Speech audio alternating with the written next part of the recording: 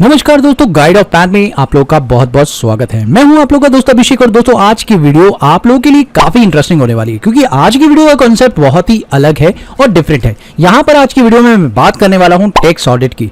अब tax audit basically आप लोगों के लिए क्यों इंपॉर्टेंट है, क्योंकि अगर आप एक फ्रेशर अकाउंटेंट है और आप लोग पहली बार टैक्स ऑडिट करवा रहे हैं तो आप लोगों के लिए ये वीडियो बहुत ज्यादा इंपॉर्टेंट हो जाती है और ये तो महीना बहुत ज्यादा इंपॉर्टेंट हो जाता है टैक्स ऑडिट के लिए, because reason is that last date of tax audit होती है 30 सितंबर।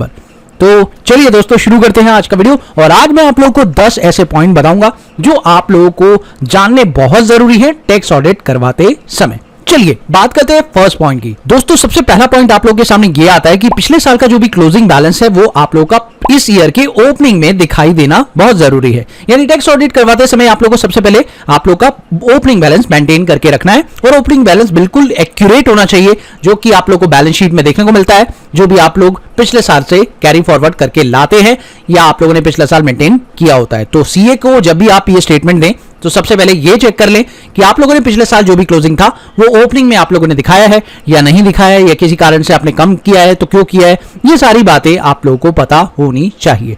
पॉइंट नंबर 2 आप लोग का है बैंक अकाउंट से रिलेटेड, जिसमें आप लोग को बताना पड़ेगा कि आप लोगों का जो बैंक का जो भी बैलेंस आपने बुक्स ऑफ अकाउंट में मेंटेन किया है वो आप लोगों का पासबुक से मैच है या नहीं, बिल्कुल सही है या नहीं, आप लोग को रिकंसाइल करना पड़ेगा। यानी कि जो भी बैलेंस आप लोगों ने बैंक अकाउंट का मेंटेन किया है as per the books of account वो आप लोग का स्टेटमेंट के अंदर मैच होना चाहिए और अपनी स्टेटमेंट को भी सबमिट करना है अपने सीए को, ताकि बुक्स ऑफ अकाउंट के साथ वो मिला सके कि आपकी बुक्स ऑफ अकाउंट में जो बैंक का बैलेंस दिखाई दे रहा है क्या आप लोग का बैंक स्टेटमेंट में रिफ्लेक्ट हो रहा है या नहीं। और अगर कोई ऐसी ट्रांजैक्शन है जो आपने लास्ट डेट पर की है तो आप लोग उसको भी मेंशन करेंगे, उसको भी बताएंगे कि कौन सी ऐसी ट्रांजैक्शंस है जो इस साल के एंड में आपने की है और आप लोग की ये अगले साल कैरी फॉरवर्ड हो रही है, यानी ये ट्रांजैक्शन अगले साल में रिफ्लेक्ट होने वाली है।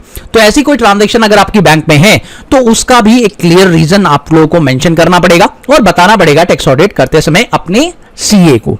ओके, चलिए बात करते हैं नेक्स्ट पॉइंट की। नेक्स्ट पॉइंट बहुत ज्यादा खास हो जाता है आप लोगों के लिए क्योंकि ये पॉइंट है कैश से रिलेटेड।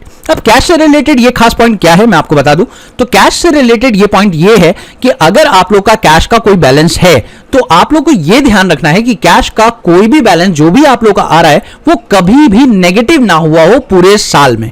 जी हाँ, ये बहुत जरूरी है कि आपका पूरे साल का कैश का बैलेंस पॉजिटिव यानी डेबिट में रहा हो, क्रेडिट में कभी ना रहा हो किसी भी महीने में। और अगर आप ये पता लगाना चाहते हैं तो आप लोग को सिंपली क्या करना है, सिंपली अपना कैश ओपन करना है, यहां पर कैश क्लिक करना है, एंटर प्रेस करना है और F2 स्पेस बार एंटर करके आप लोग सारी एंट्री ओपन कर लीजिए। उसके बाद आप लोग को यहां पर F12 प्रेस करना है।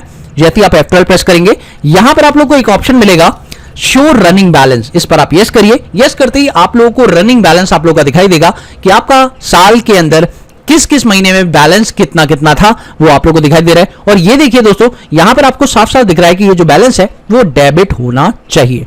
गॉट इट, यहां कभी भी क्रेडिट बैलेंस नहीं होना चाहिए, ठीक है। और हां दोस्तों, कैश से रिलेटेड एक और खास बात आप लोगों को बहुत ध्यान रखनी है कि आपने कोई भी एक्सपेंस से रिलेटेड एंट्री की हो लेकिन वो 10,000 से ऊपर ना हो, ठीक है, क्योंकि कैश के जितने भी बैलेंस होते हैं, जितने भी पेमेंट आप लोग करते हैं, एक्सपेंसेस की पेमेंट करते हैं, वो 10,000 से नीचे ही होती है। 10,000 से ऊपर के लिए आप चेक या बैंक का इस्तेमाल कर सकते हैं। Got it. पॉइंट नंबर 4 की अगर मैं बात करूं तो हम लोग बात कर रहे हैं क्रेडिटर्स की। क्रेडिटर्स वो जो आप लोग जिनसे आप सामान खरीद रहे हैं, आप लोग को सिंपली ये करना है कि उनसे की गई जो भी ट्रांजैक्शंस आपकी हैं वो आप लोगों को क्रेडिटर के साथ मैच करनी है। अब जितने भी क्रेडिटर्स आप लोग के हैं उन लोगों के साथ उनका भी स्टेटमेंट आपको मंगाना है और साथ में उनके स्टेटमेंट के साथ अपने बैलेंसेस को बिल्कुल एक्यूरेट मैच करना है। ये बहुत जरूरी है। अगर आप लोग कोई परचेजेस की हैं तो आप लोग अपने क्रेडिटर के साथ मैच करेंगे कि भाई आप लोगों ने जो परचेजेस दिखा रखी है अपनी बुक्स ऑफ अकाउंट में ये आप लोग के क्रेडिटर्स के स्टेटमेंट के साथ मैच कर रही है या नहीं कर रही। ये बहुत जरूरी है, इसलिए ये भी ध्यान रखना आप लोग को पड़ेगा जब आप टैक्स ऑडिट फर्स्ट टाइम करवा रहे हैं। दोस्तों नेक्स्ट पॉइंट तो और भी खास हो जाता है आप लोगों के लिए, वो है आप लोगों का ओनर से रिलेटेड। जो कंपनी के ओनर यानी प्रोप्राइटर्स होते हैं उन लोगों ने अगर मान लीजिए कोई डिडक्शन क्लेम कर रखी है इस साल में, मान लीजिए कि LIC की या आप इनकम टैक्स की कोई भी डिडक्शन आप लोगों ने क्लेम करी है किसी भी मंथ में, आप लोगों ने किसी भी महीने की जो भी प्रीमियम पे किया है उसकी डिडक्शन अगर आपने क्लेम की है तो उसकी प्रॉपर रिसिप्ट आप लोगों के पास होनी चाहिए, तभी आप लोग डिडक्शन क्लेम कर पाएंगे। और एक्यूरेट डिडक्शन आपने ली है इसका प्रूफ आप लोगों का होगा क्या, वो रिसिप्ट। तो ध्यान रखिएगा, आपने प्रीमियम भरा है पूरे साल और प्रीमियम की जो डिडक्शन है इनकम टैक्स के अंदर आपने ली है, तो इसके लिए आपको प्रॉपर रिसिप्ट दिखानी होगी। वो प्रॉपर रिसिप्ट आपके पास होनी चाहिए जब आप टैक्स ऑडिट करवा रहे हो। तो पॉइंट नंबर 6 की बात करते हैं दोस्तों। पॉइंट नंबर 6 आप लोगों का है सेल्स और परचेज से रिलेटेड। जी हां दोस्तों, सेल्स और परचेज से रिलेटेड आपको पता होगा कि आप लोग अपनी कंपनी में सेल्स और परचेज ट्रांजैक्शन करते हैं। अब सेल और परचेज ट्रांजैक्शन को आपको मैच कहां से करना है, मैं आपको बताता हूं। आप अपनी सेल्स की ट्रांजैक्शन को मैच करेंगे जीएसटीआर 1 के साथ, यानी आपकी जीएसटीआर 1 में जो भी सेल्स आपने की है वो सारी की सारी आपकी मैच करनी चाहिए बुक्स ऑफ अकाउंट के साथ। साथ ही जीएसटीआर 3B में जो भी आप लोग का अमाउंट गया है वो भी आप लोग का बुक्स ऑफ अकाउंट के साथ मैच होना चाहिए। और जो भी आपने परचेजेस की है, जिन जिनका आपने आईटीसी क्लेम किया है, वो सारे के सारे आपके purchases GSTR 2A and 2B से मैच होना बहुत जरूरी है। यानी आपको अपनी जीएसटीआर की रिपोर्ट से डायरेक्टली इन स्टेटमेंट्स को मैच करना है जो आप लोगों ने बुक्स ऑफ अकाउंट में मेंटेन कर रखी है। प्रॉपर तरीके से आपको मैच करना है जीएसटीआर 2A 2B और साथ में आप लोग को जीएसटीआर 1 और जीएसटीआर 3B भी मैच करना है with the sales transaction also. Okay, तो ये बहुत जरूरी है जब आप टैक्स ऑडिट करवा रहे हो, तो ये पॉइंट भी आपको ध्यान रखना है दोस्तों। नेक्स्ट पॉइंट आप लोग का ये हो जाता है कि अगर आपने कोई भी क्लोजिंग स्टॉक मेंटेन कर रखा है, यानी अपनी बुक्स ऑफ अकाउंट में आपने कोई भी क्लोजिंग स्टॉक दिखा रखा है, तो वो स्टॉक कहीं पर डुप्लीकेट ना हुआ हो या कहीं पर भी नेगेटिव ना हो। ये कारण बहुत समझ लीजिएगा आप लोग। क्यों, कई बार ऐसा होता है कि हम लोग क्या करते हैं कि एक ही गुड्स के 2 ट्रांजैक्शंस कर देते हैं, एक ही गुड्स के 2 आइटम्स क्रिएट कर देते हैं और इसकी वजह से क्या हो जाता है, हमारा स्टॉक नेगेटिव में चला जाता है। तो आप लोग को यह ध्यान रखना बहुत जरूरी है कि आप लोग का जो क्लोजिंग स्टॉक आपने मेंटेन किया हुआ है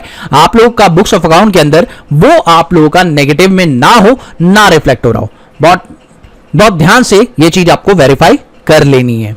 ओके, पॉइंट नंबर 8 की बात करते हैं। तो पॉइंट नंबर 8 में ही आप लोगों का टीडीएस और टीसीएस, मान लीजिए आप लोगों ने कंपनी में टीडीएस और टीसीएस भी कटवाया है या डिडक्ट किया है किसी भी पार्टी का, तो आप लोगों ने ये टीडीएस और टीसीएस जो डिडक्ट किया है उसे आप ट्रेसेस की वेबसाइट से जाकर वेरीफाई करेंगे in the report section 226 AS। उसके अंदर भी आप लोग वेरीफाई करेंगे, मैच होनी चाहिए प्रॉपर तरीके से। यानी आपकी ट्रेसेस से जो भी रिपोर्ट निकलेगी उसको आप लोग को वेरीफाई करना है विद योर रिकॉर्ड, यानी जो आप लोग की बुक्स ऑफ अकाउंट में रिकॉर्ड बने हुए हैं उनसे आपको मैच करना है। टीडीएस और टीसीएस के अमाउंट जो भी आप लोग के डिडक्ट हो रहे हैं उनको भी आपको ट्रेसेस की वेबसाइट से मैच करना है, वेरीफाई करना है, ये बहुत जरूरी है। और साथ ही आप लोगों को यह भी चेक करना है कि आप लोगों ने कोई भी इंटरेस्ट उस टीडीएस सीसीएस पे चार्ज किया है तो क्या वो आपका रिफ्लेक्ट हो रहा है पोर्टल पर, यानी जितना पोर्टल पर रिफ्लेक्ट हो रहा है क्या उतना ही आपने अपनी बुक्स ऑफ अकाउंट यानी टैली में चार्ज किया है या उससे कम या ज्यादा किया है। तो ये बहुत जरूरी है कि आप लोग को इसको भी वेरीफाई करके रखना होगा टैक्स ऑडिट करवाते समय। पॉइंट नंबर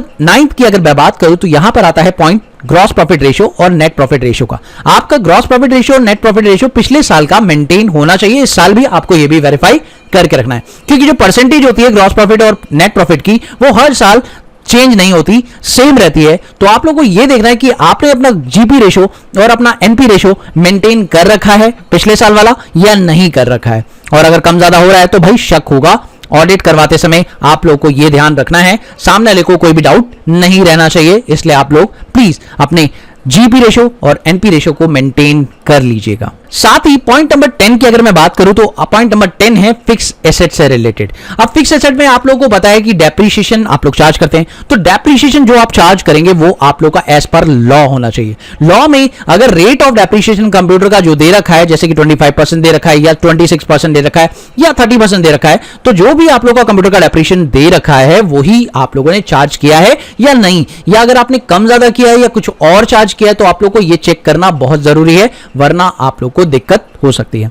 तो टैक्स ऑडिट करवाते समय आप लोग को अपनी डेप्रीशिएशन को भी प्रॉपर तरीके से वेरीफाई करना है कि जो डेप्रीशिएशन के अलग अलग एसेट्स पर आपने यूज किए डेप्रीशिएशन के रेट वो क्या एक्यूरेट हैं या एज पर लॉ हैं या नहीं, ये भी बहुत जरूरी है। तो ये 10 बातें थी जो मैंने आपको बताई रिलेटेड टू टैक्स ऑडिट। जब आप करवा रहे हैं फर्स्ट टाइम तो आप लोगों को ये बातें ध्यान रखनी है। मुझे उम्मीद है कि आप लोग फर्स्ट टाइम ये जो ऑडिट करवाएंगे इसमें आप लोग ये पॉइंट्स अच्छे से ध्यान रखेंगे, और आने वाले टाइम पे जब भी आप लोग को जरूरत पड़ेगी तो आप लोग इन्हीं पॉइंट्स को ध्यान रखते हुए अपना काम कंप्लीट करेंगे और सीए से अपना टैक्स ऑडिट कंप्लीट करवा लेंगे।